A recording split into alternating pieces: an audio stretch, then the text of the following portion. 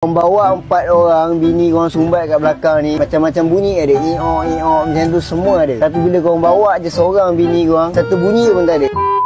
Kau nak tahu apa masalah dia? Mes ni aku tunjuk kat korang. Ni nampak ni ada bush kan belakang ni kan? Sini. Ni nama dia Axle bush. Axle bush ni yang pegang korang punya axle ni.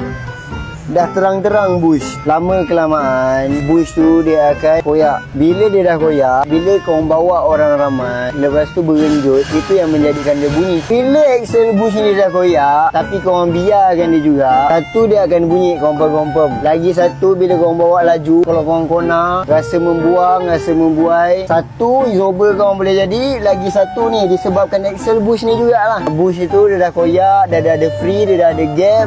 Bila korang kona, tayar belakang memang tu yang jadi membuang tu. Biasanya kereta Saga FLX, BLM, kereta yang senang cakap yang ada axle kat belakang ni, korang pakai 5 tahun ke atas, bush ni memang korang dah standby perlu tukar dah. Dia memang hari-hari bekerja kalau korang bawa kereta. So korang kalau korang bawa kereta, bila tang kona ada bunyi, ataupun bila korang bawa orang terlalu ramai ada bunyi, korang boleh bawa pergi datang bengkel lah, cek. Mana tahu yang bunyi tu datang daripada axle bush juga. Aku dah sharekan kat korang, korang share lah dekat member kawan juga.